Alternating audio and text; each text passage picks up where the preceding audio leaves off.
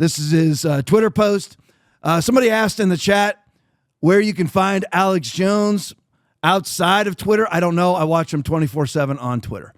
So I don't know. That's whenever I look, and obviously I don't watch him 24/7, but you know what I mean. Whenever I'm looking for Alex Jones, I find him on Twitter, which is X. And why not? If I was you, I'd just dedicate to watching him on X. It's the AGN now, AJN, something like Alex Jones Network. Is that right, Aaron? Yep. Alex Jones Network. Yeah, can I make that so everybody can see it, Aaron? Is that possible? I can't. If you can end up creating that or find a slide and cut it out for me, let's make sure, see if we can promote Alex Jones tonight as much as we can, because obviously the totalitarian Nazi system has taken him down. And we're covering that, by the way. We got a whole segment on Alex Jones in just a couple minutes. But anyway, Donald J. Trump post on Twitter. I am thrilled to announce Robert F. Kennedy Jr. This is way bigger than I thought he was going to get. I am so thrilled. I am so thrilled. Tom, how big a fan are you of RFK Jr.? I'm as big a fan of RFK Jr. as I am like Elon and Joe Rogan. Do I trust them completely? No. Have they come around? Listen, in all actuality, just leave this up for me, Will. In all actuality, I don't know if anybody's been a bigger advocate of conservatism and Donald Trump and MAGA than Elon Musk. I mean, is anybody watching him on Twitter? Does anybody watch him? I mean, he puts up stuff that I would post. Okay, he puts up stuff that Tucker would post. I'm talking about, he is putting up what the mainstream media would call alt-right, which actually means completely and totally correct. Completely right. He's putting up things.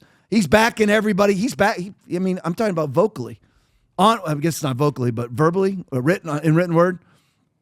Back Matt Gaetz. I mean, what more can Elon do to prove himself to us at this point? I mean, everybody can backslide. I know that, but listen, RFK Jr., we don't agree on pro-choice, pro-life, abortion. We don't agree at all. You know what? But maybe he'll come around. If he's around us enough, maybe he'll come around.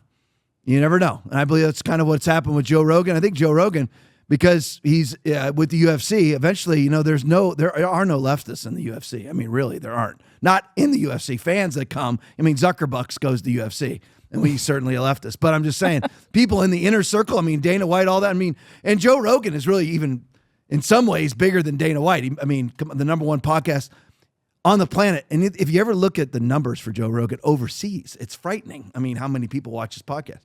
But anyway, so that's where I stand on RFK Jr. I mean, coming out on the stage, he keeps supporting Trump's nominees. It really, it just doesn't get any, I mean, it can get better because he needs to be pro-life. But, let's give him some time. He's been in the MAGA movement now for what, 2.5 months, 3 months? Donald Trump, I am thrilled to announce RFK Jr. as the United States Secretary of Health and Human Services. That is a huge, that's Javier Baccaria. He's taking Javier Baccaria's place. That's who he's taking. What's his real name? Javier Becerra. Yeah. Joe Biden called him Javier Baccaria.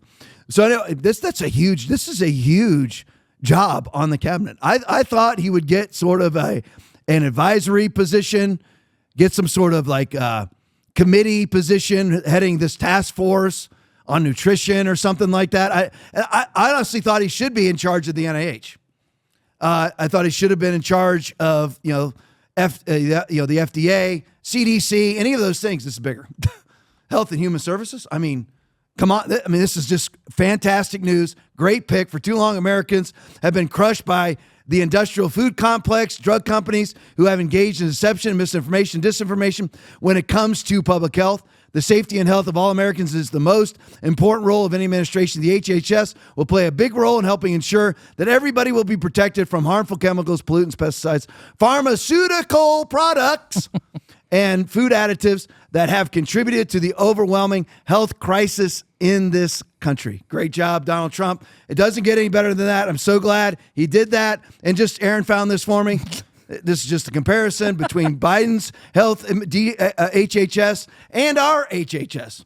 There's Biden's right there with Richard Levine, who calls himself Rachel Levine, and the Department of Health of 2025.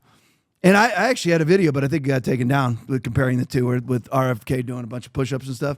So, I mean, seriously, there's your comparison right there. And by the way, let's put up a picture of, I'm not asking you to do this, Aaron, but you get a picture of Javier Baccaria. Javier Becerra, just a fat man. and he's running your health and human service. Ever seen a picture of Bill Gates with his man boobs? This is moops. Okay, those are the people telling you what to take, telling you what to eat, telling you what to inject into your body.